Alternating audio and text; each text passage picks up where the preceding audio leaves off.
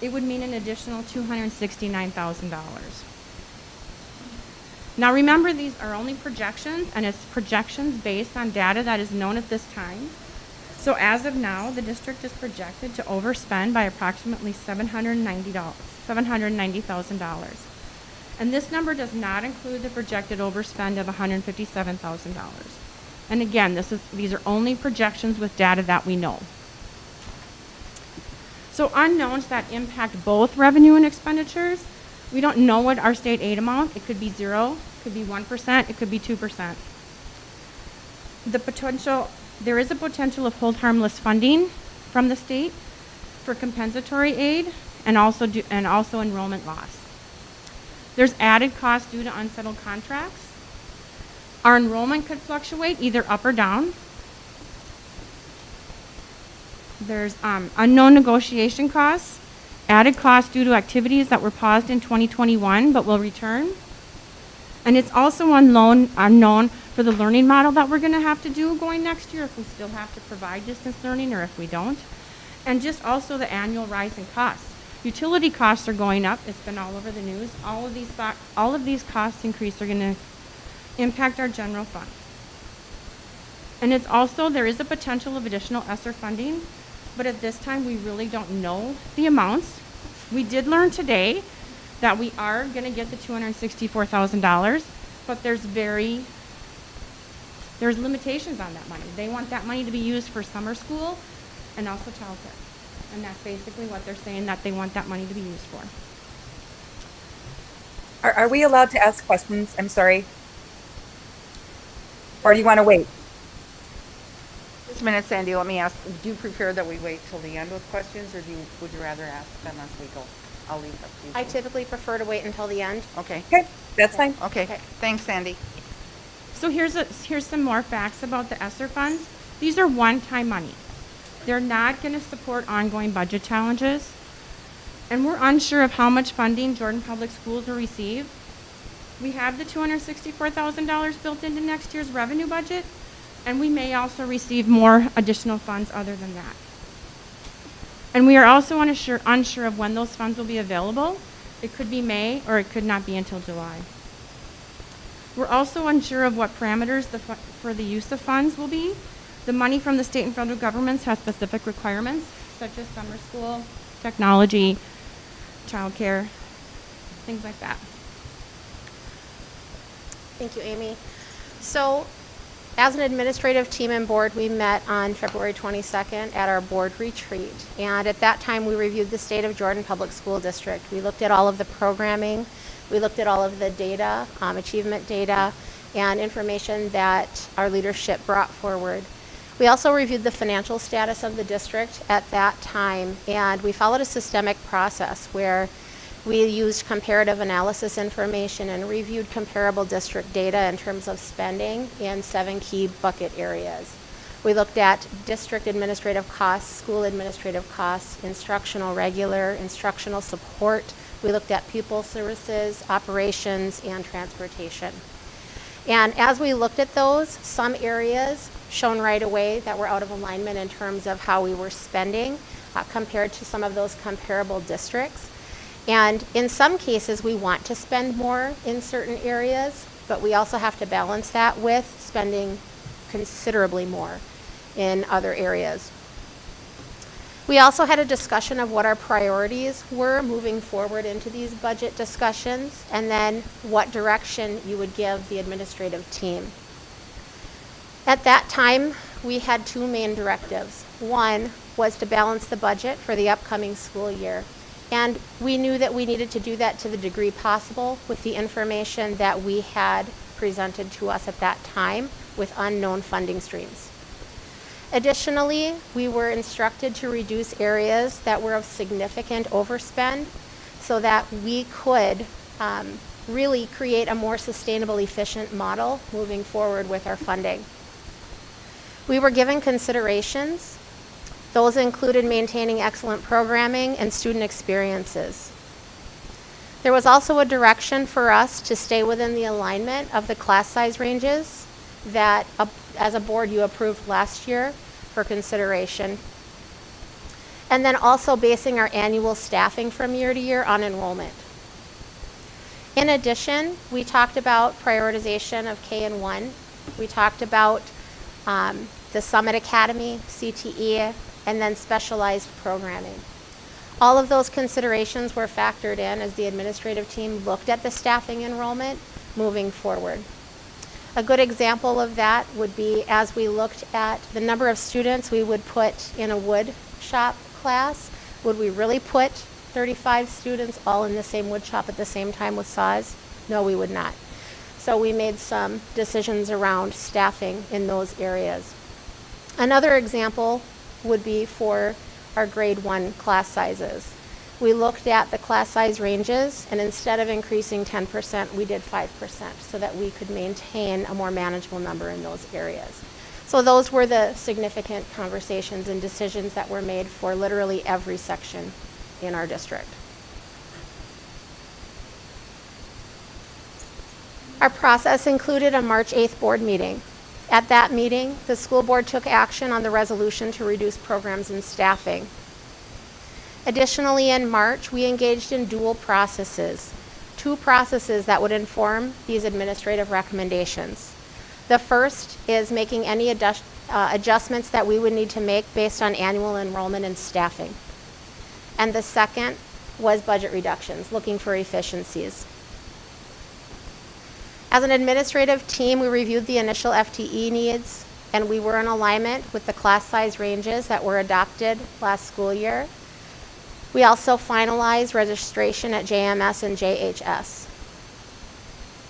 We had administrative work sessions to finalize the draft budget, to review the expenditures, and develop recommendations we were directed to bring back this evening. That also informed our planning for staffing and programming for the next school year. Following the March 8th board meeting, I provided the same presentation to our staff via Google Meets on March 9th. So as we move into recommendations, I'll refer back to those 7 key expenditure areas that we discussed in priority. In terms of district level administration, as we looked at our spending, we looked at a target reduction of about $58,000.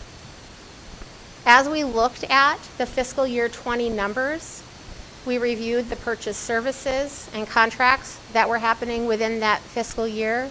We reviewed some staffing that we had allocated in there as well to cover targeted services administration.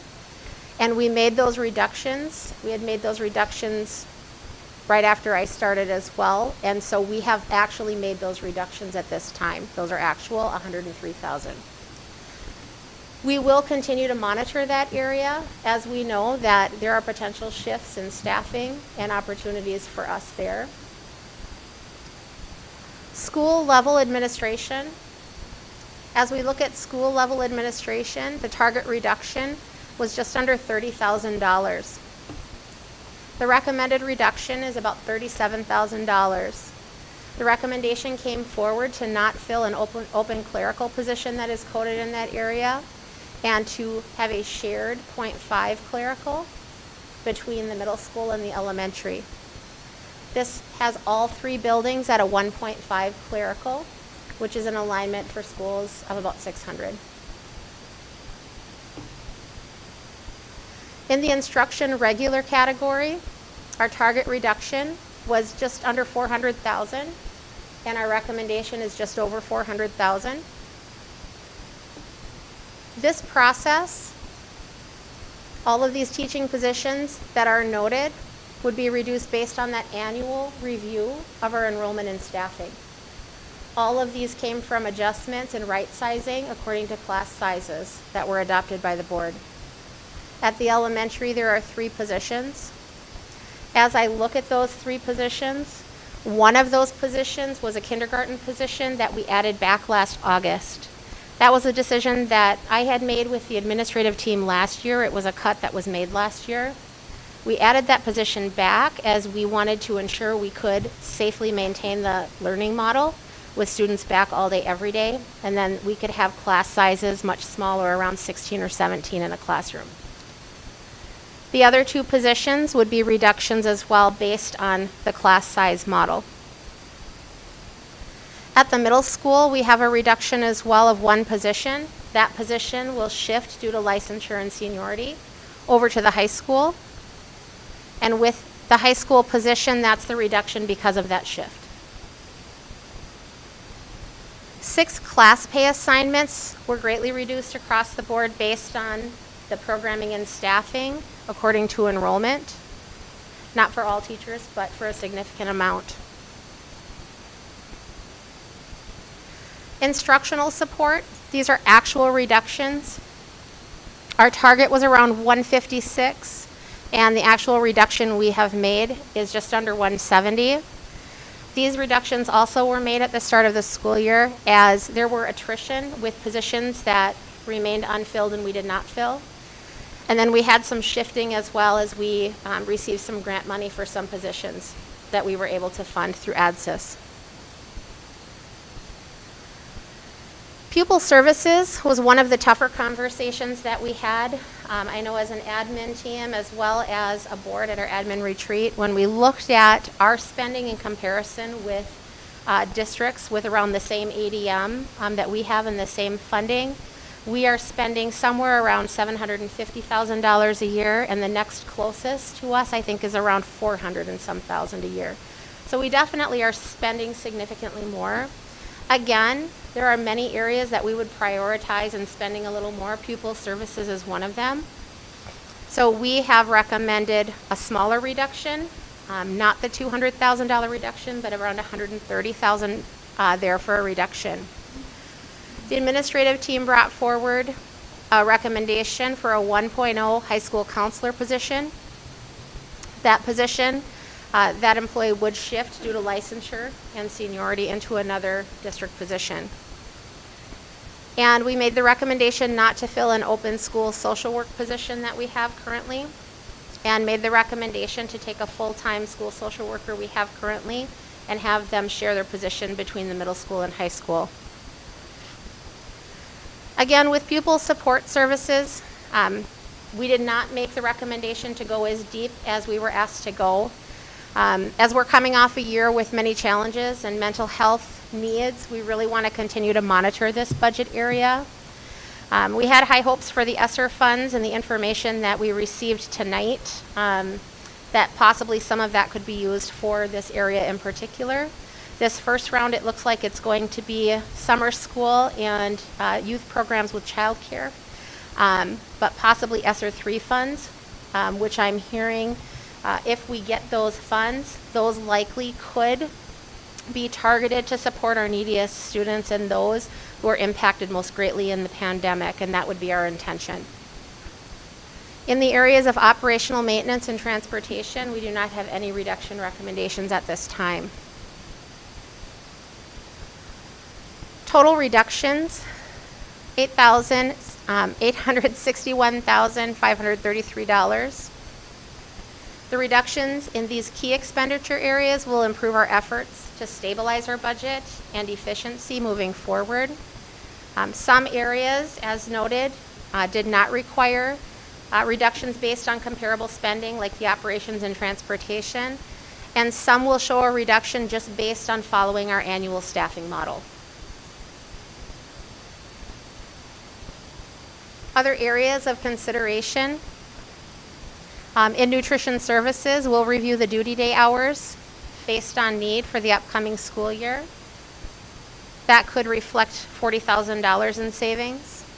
For curriculum, there are programs that were discontinued last year that we made the decision to continue based on the unknowns with what our teachers might need this year with distance learning. Zoom and Seesaw are two of those programs. Both were extensions, and we funded them through the CARES funds when we received those. That would result in a savings of $12,000. For special education, much like all classroom positions, staffing is reviewed annually based on need and enrollment. Para positions, this year we have had attrition where positions have ended and we've not filled those positions. Those have resulted in some savings as well. And then a 1.0 FTE teaching position is on the list this evening as well. And then we have a contract with Waconia for speech and language pathology that we will be discontinuing as well. Special education savings would be just under $130,000. Again, different bucket of money from the previous conversation, but also a savings in that area. Activities, we're looking at the reduction of some line items within activities and some efficiencies we could make, and that resulted in $19,000 in savings. The one thing I will say is that ongoing, we'll continue to monitor all budget areas.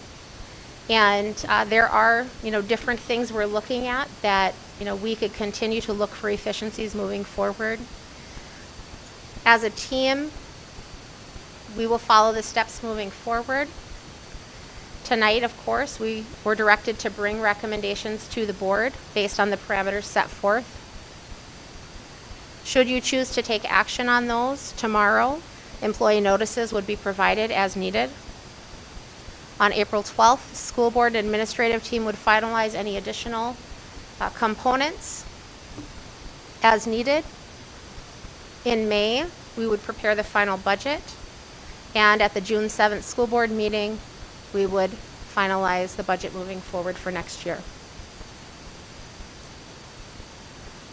I think it's important to note a couple of things. Our common goal is to support our kids. Nobody wants to make budget reductions at any time. We are a very close-knit school district. Every person in this district matters. All of their contributions matter. And this work is significantly important. We have a dual responsibility to have efficient operations and make the hard decisions. And I just want to thank our entire staff, and I would like to thank the board as well, really to help maintain those positive experiences for our kids, because that is the goal of all of this. So at this time, I would open it up for any questions. Can I ask my question now? Sandy. Hi, Okay. Sandy. Hello. Back on one of the very first slides, and I know the answer to this, but I think that maybe some people who are watching may not. So when you talk about if the state were to hold harmless based on 2019-2020 enrollment, I was just wondering if Amy could take a little bit and just explain to everyone what that would mean. And I have one other question after that. Great idea. Because there's a lot of school districts that, due to the COVID pandemic, a lot of school districts lost enrollment. I mean, Jordan probably lost about 20 to 30 students. And there has been talk at the legislature that because there are so many school districts lost enrollment, that they were going to hold harmless. Meaning that they would give us our state aid based on our enrollment, what our enrollment was in 2019-2020 school year. And I know that Governor Walz has come up with some budget revisions, and I think I was listening to a webinar today, and they said possibly 25% of that, but not the 100%. There's just hold harmlesses to mean that they're going to roll back and give us what we would have gotten if it would have been a normal year. Thank you. Like I said, I knew what that meant, but I figured there might be a lot of people who didn't, and I just wanted to make sure people understood that. My other question I don't know the answer to is on on the second to last slide when you're talking about the special education fund savings. I'm wondering, because I know that we are reimbursed I think it's about 63 or 67% of funds. Is that number, that 127,500 number, is that including what we would get reimbursed, or how does that parse out, I guess? Does that make sense? So I believe that the $127,000 is just the district savings, not having those bodies here working in the district. Okay, so when you reduce a full-time teacher, I guess I'm thinking, okay, are you taking that full salary and putting that in the 127,500? Because technically, really only like 30-some% of that salary would actually be a savings. So that's what I'm trying to figure out. We put the whole amount in. And actually, when a school district gets reimbursed for special ed, they get usually about 68% salary. We don't get reimbursed for benefits. Oh, right, okay. So, yeah. But we did Okay. put that in as a savings to our district because we're not paying those salaries. Okay, but then we're also not getting reimbursed, so is that number actually a little lower then? Technically, probably. Okay. Thank you. Good questions. Can I ask a follow-up on the hold harmless? So, I'm assuming that would be a one-year duration. Do we not know? So the idea would be, hopefully, within the 12 months, your enrollment would be restored to where it was Yes. pre-pandemic. Okay.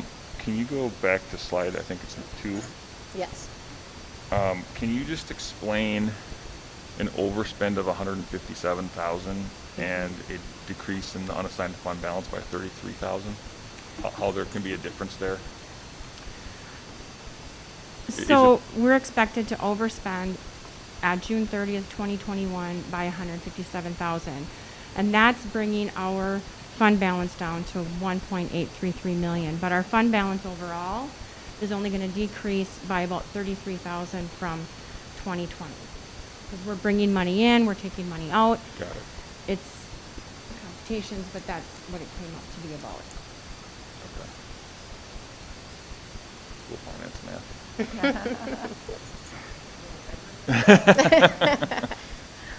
Amy, I don't want to put you on the spot, but our fund balance, unassigned fund balance of 1.833, what is our policy? You know what that approximately would be according to what the policy is that we should have as a fund balance?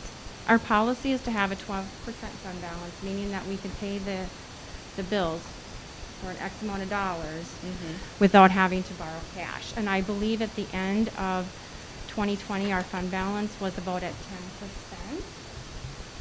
And at the end of fiscal year 2021, it'll probably be somewhere between 8 and 9%. So basically, if we keep on that trend, We're gonna within a keep couple of dropping. years, we would be Yep. In SOD. SOD. Yes. Yeah. A follow-up to that, what did our auditor recommend? I believe it was a significantly higher amount. 24%. 24%. 20, oh, wow. Okay, I thought it was less than that, but that's, wow. Okay, thank you. Yeah, I mean, I'm not doing the math, but it equates to significantly less than 2 months Yeah. of spending. Yep. Right? And it's a month and a half or something like that. When I first started here, I think our fund balance policy was about 45 days.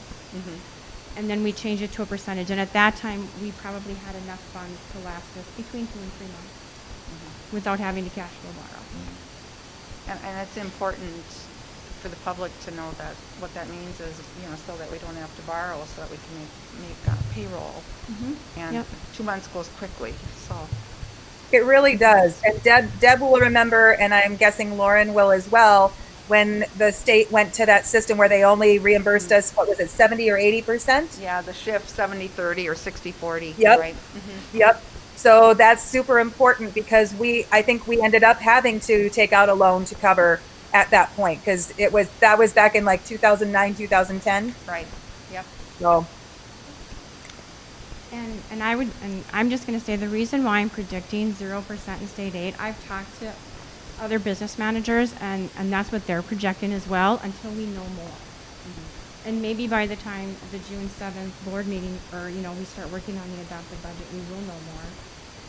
That's just what other districts are doing and I would rather be more conservative. I think it's important too. I mean, I know we've received some questions about what's the urgency, what's the timeline. And I think it's important to be respectful as well of impacted staff. I've been on the receiving end of a budget reduction or a reduction due to staffing and enrollment decisions. And we have to really respect and honor their ability to find a position as well and not be held wondering. And I know past practice in Jordan District has been by April 1st, there is a decision made for them so they can manage those decisions. And I think respectfully, that has been the driving force in our timeline.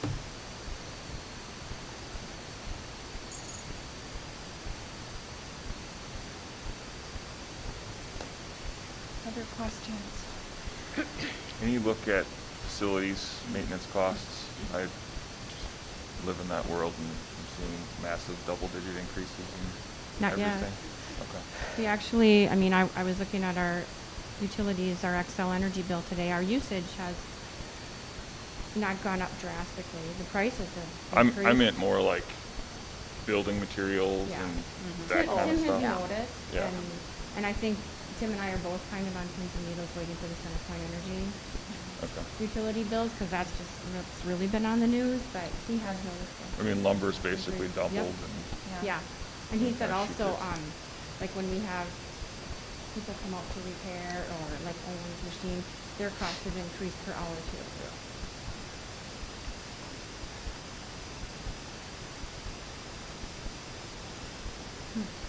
Good point.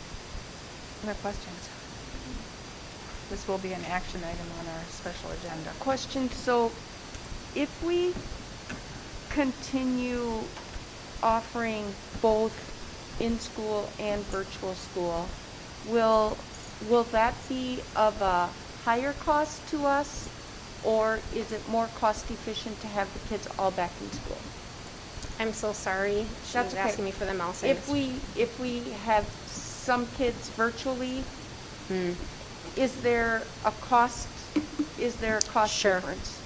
Well, I think there's a couple things to consider. The model that we ran this year, and I don't regret our model. I want to start with that. We had good collaboration with our union staff, and at that time they requested that it wasn't a synchronous model where teachers had kids in front of them, and then we're also teaching kids online at the same time. So we decided, yes, it would be a financial decision to do this, but we felt like in good faith we needed to do something different and do a separate we called it JVA. That did end up costing us a lot of money in 6th class pay and overloads and such. Now, we don't know exactly what the recommendation will be from the Department of Ed at this time. However, we have been working with Southwest Metro collaboratively on what that could look like for Jordan School District should the governor's office and MDE come out and say, yes, offer distance learning options again. For us, we would look at partnering with Southwest Metro. We know that this was a challenging model for staff, even though it was something we did in collaboration. I don't have the desire to ask teachers to do double overloads to accomplish that, and so we would work with Southwest Metro on how we could offer distance options for families collaboratively, just like some of the other Southwest Metro courses we have. So that's in flux and ongoing. So the short answer, I guess, after that long answer would be, there could be some financial implications to that. We don't know what that will look like. I don't believe it will be as much as it was this last year.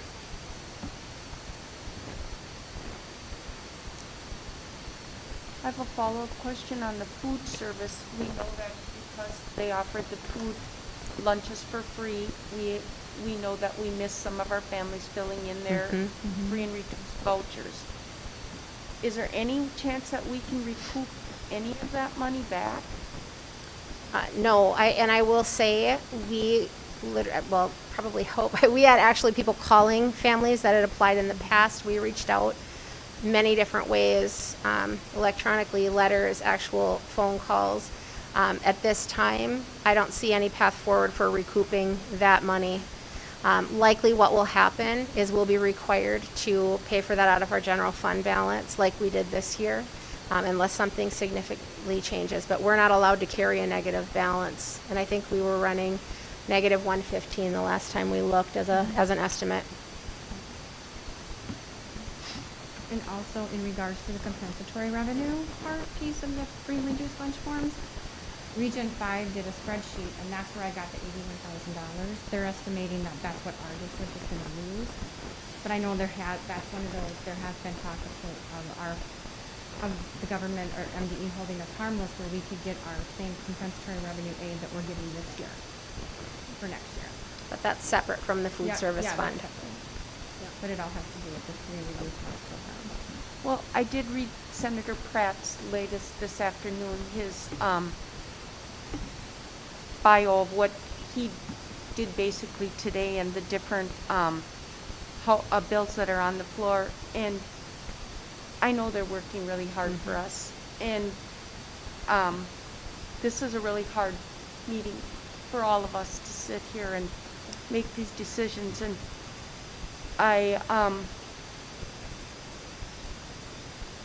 I feel like we're not alone, and I know the legislators are trying to help us as best they can, and in good faith. we have to make some really hard decisions tonight. So thank you for giving us the information that we need to give our kids the best opportunities that they can have.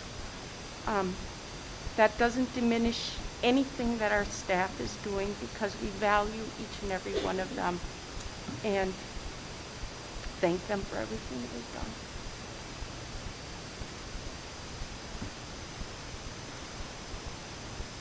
I just want to add on to that. I 100% agree with you, Connie, and I want to thank our administrators for doing this really hard work to bring all these things, and I know the countless hours that you've spent to really try to figure out what we can do without without hurting kids as much as possible. And unfortunately, these are very painful cuts, and there are names attached to all of these, and there are families attached to all of these, and I 100% understand that, and I know that this is incredibly hard, and I've been dreading this meeting since I knew it was going to happen, because you don't want to harm anyone.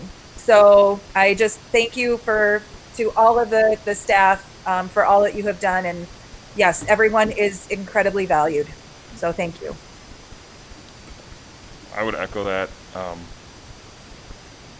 It's very, very difficult to make these types of changes. We have to find a sustainable model. We don't want to be doing this every year. This is not fun. And so we just need to be, we just can't spin it into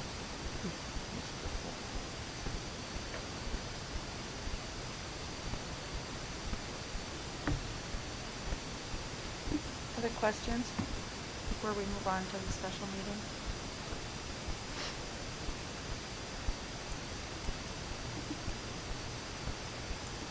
Okay, thank you.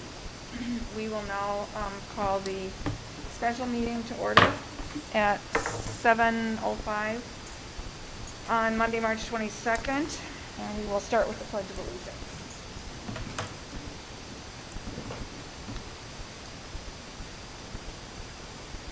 I pledge allegiance to the flag of the United States of America and to the republic for which it stands, one nation, under God, indivisible, with liberty and justice for all.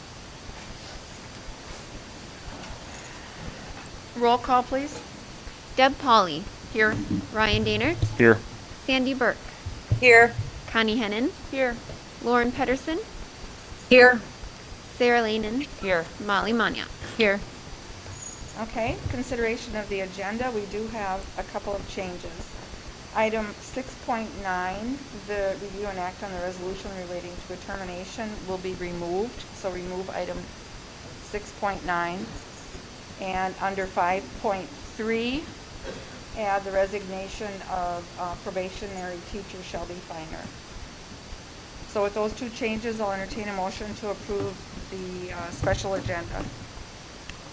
Motion to approve the agenda. Okay, we have a motion by Ryan. Is there a second? Second. Second by Connie. Discussion? Hearing none. Roll call, please. Deb Pauley. Yes. Ryan Dainert. Yes. Sandy Burke. Yes. Connie Hennon. Yes. Lauren Pedersen. Yes. Sarah Lanen. Yes. Molly Mania. Yes. Motion carries. Item 5, consent agenda. We have the resignation of middle school teacher Alicia Lothka, the retirement of our elementary school media specialist Diane Hess, and the resignation of probationary teacher Shelby Feiner. And before we vote on that, I just want to give a special thanks to Diane, who has been in this district for many, many, many, many years and has just been a phenomenal role model and a phenomenal mentor to the staff and to the students. And it will be a great loss, but we wish her the best in retirement. Lauren? Yeah, I just want to second that on Diane Hess. I work very closely with her with PTO stuff when my kids were in the elementary school. And we started the birthday book club with her, and she just was very, very helpful and a great partner to work with. So she will definitely be missed. Agree. I absolutely agree. Okay, so we have the 3 consent agenda items. I'll entertain a motion. This is Sandy, so moved. Sandy moves. Is there a second? Second. Second, Lauren. Discussion? Hearing none, roll call, please. Deb Pauley. Yes. Ryan Dainert. Yes. Sandy Burke. Yes. Connie Hennon. Yes. Lauren Pedersen. Yes. Sarah Lehnen. Yes. Molly Maniak. Yes. Motion carries. Item 6.1, review and act on the budget reduction recommendations. So that would be, we would be voting on the presentation that Superintendent Evenson and our Finance Director, Amy Huffman, just presented to us. So it's pages 3, 4, and 5 in your board packet. So I will entertain a motion to approve budget reductions. So moved. Ryan moves. Is there a second? Second. Second, Connie. Discussion? Hearing none. Roll call, please. Deb Pauley. Yes. Ryan Dainert. Yes. Sandy Burke. Yes. Connie Hennon. Yes. Lauren Pedersen. Yes. Sarah Lehnen. Yes. Molly Maniak. Yes. Motion carries. Review and act on the resolution discontinuing programming and reducing educational programs and positions. And that would be the resolution where we would, the following positions would be 3 1.0 FTE elementary teacher positions, 1.0 high school social studies teacher position, 1.0 industrial tech teacher position, 1.0 counselor position, 1.0 special ed teacher position. I will entertain a motion. So moved. Ryan moves. Is there a second? Second. Connie seconds. Discussion?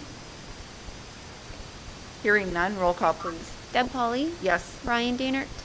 Yes. Sandy Burke. Yes. Connie Hennon. Yes. Lauren Pedersen. Yes. Sarah Lehnen. Yes. Molly Maniak. Yes. Motion carries. 6.3, review and act on the resolution relating to the termination and non-renewal. Am I right here? Yep. The MOU comes later? Yep. Okay.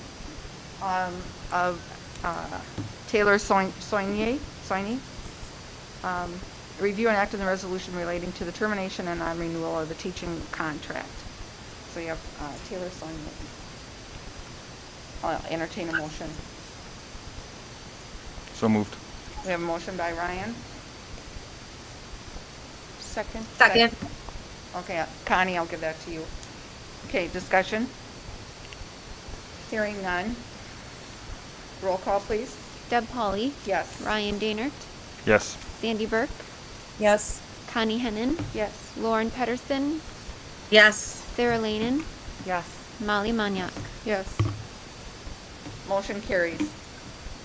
Item 6.4, review and act on the resolution relating to the termination and non-renewal of the teaching contract of Brittany Schultz, a probationary teacher. Looking for So a moved. motion. Is that So moved. Lauren moves. Is there a second?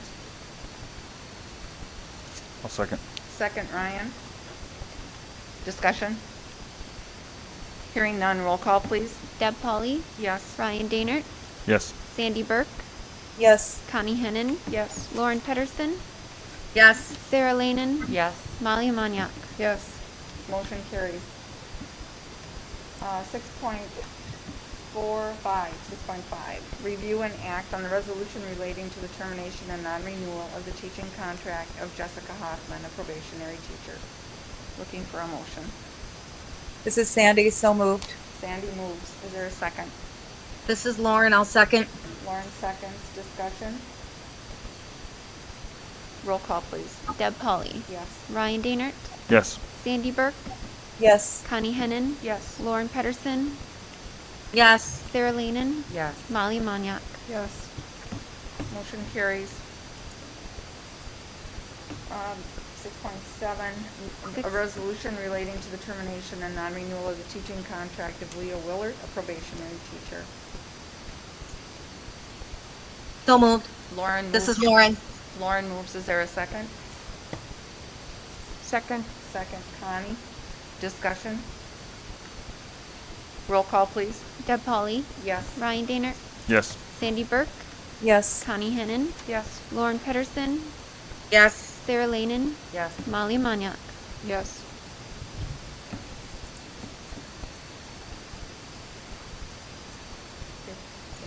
Okay. 6.7, a resolution relating to the termination and non-renewal of the teaching contract of Sean O'Brien, a probationary teacher.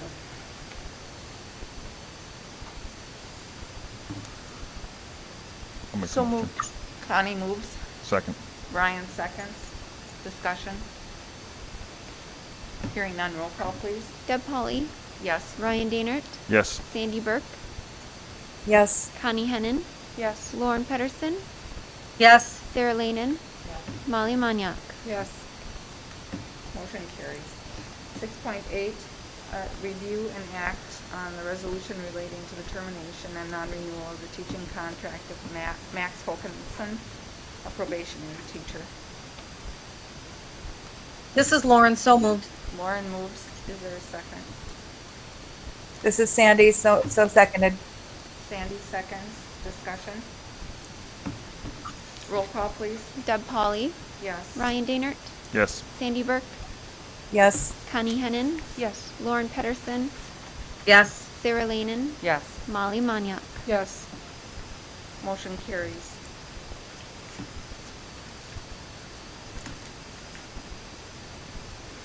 Okay, on to 6.10, review and act on the resolution relating to a severance incentive for teachers.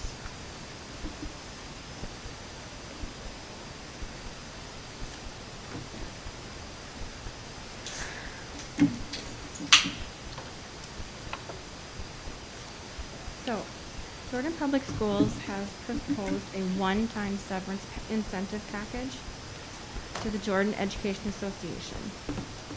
This is an MOU and will be a one-time offer, and if there are any teachers interested in this incentive package, they will need to submit an application and an irrevocable written letter of resignation by 4 p.m. on April 9th, 2021.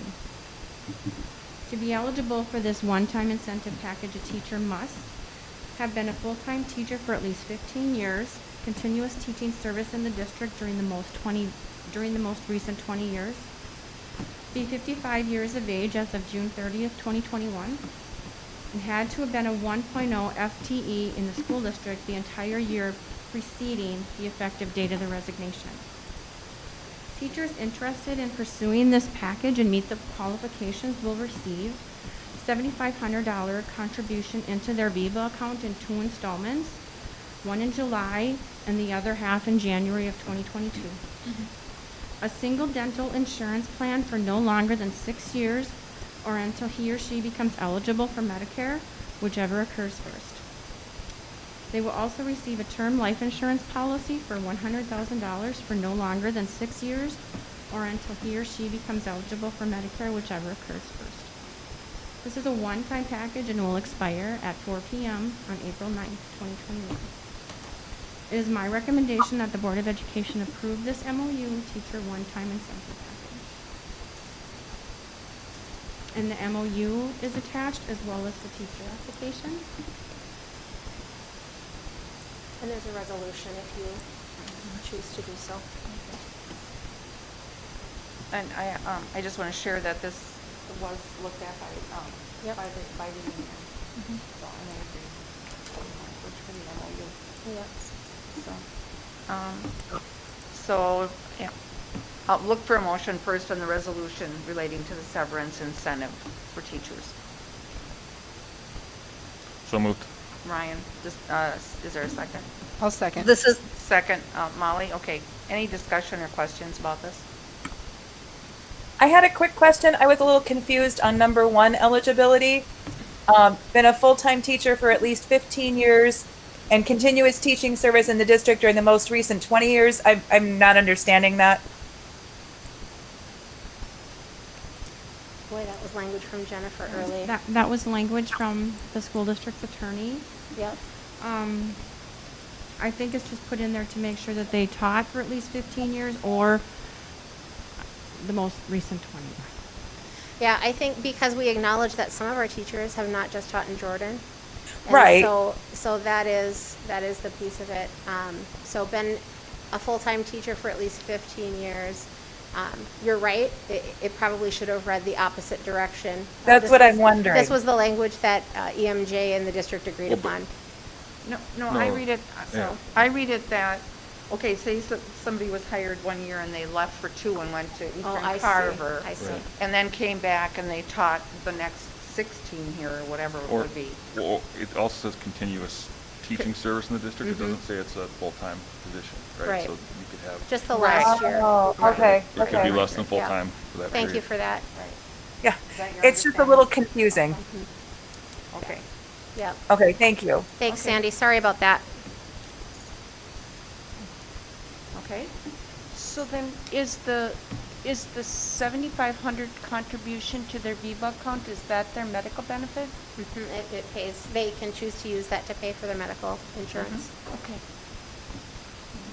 It would be their choice, how they Okay. chose to spend that, yes. But they wouldn't be on our policy? Yep, they can They choose can to. choose to stay on our policy with the paying, Yep. okay. And I would just add that, I know this hasn't happened in Jordan very often. We were approached by that from EMJ and felt like it was, worth looking into, and have had really robust discussions on how we could make that happen as well. And as of today, they signed that MOU.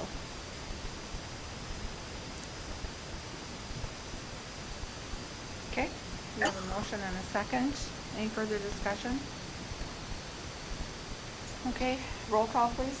Deb Pauley, Yes. Ryan Daynard, Yes. Sandy Burke, Yes, Connie Hennon, Yes. Lauren Pedersen, Yes. Sarah Lanen, Yes. Molly Maniak. Yes. Motion carries. Review and act on the Education Identity and Access Management Board resolution. I will turn this over to Superintendent Evenson. All right, so the E EDIAM security system manages user accounts and authorization to secure website systems for the Minnesota Department of Education. They have annual designation of an identified official with authority. They call them Iowa. And for each local education agency, it's required that a person is named. The Iowa is responsible for authorizing, reviewing, recertifying user accesses for the local education agency. I'm typically the Iowa for the district, and we will now have a proxy Iowa, which is typically Hope. And so this is a requirement from the state of Minnesota to have this authorized. Okay. I feel like with the lowercase w, you're supposed to pronounce it differently. I mean, maybe, but I apologize. was that an Iowa dig, Ryan? No, I'm looking at the state of Minnesota spells Iowa with the lowercase w. It might be an Iowa dig from the state. Yeah, I don't exactly. know. Okay, I will entertain a motion. This is Sandy, so moved. Sandy Finally moves. something easy. I'll second that. Second. By Sarah, discussion. Hearing none, roll call, please. Deb Pauley, Yes. Ryan Daynard, Yes. Sandy Burke, Yes, Connie Hennon, Yes. Lauren Pedersen, Yes. Sarah Lanen, Yes. Molly Maniak. Yes. Motion carries. Before we adjourn, I just want to reiterate that this was difficult. This is the hardest thing that we as board members ever have to do. And I just appreciate everything our staff, our administrative team, our superintendent, our teaching staff, our whole staff here, everything they do. And together we'll get through this. It's tough stuff. So we have to hope for better times and for some better funding and more students. Higher enrollment. Higher enrollment, Yeah. more students. So with that, I will entertain a motion to adjourn. Motion to adjourn. Ryan, is there a second? Second. Second, Connie. Discussion? Roll call, please. Deb Pauley, Yes. Ryan Daynard, Yes. Sandy Burke, yes. Connie Hennon, Yes. Lauren Pedersen, Yes. Sarah Lanen, Yes. Molly Maniak. Yes. We are adjourned. Thank you, everyone.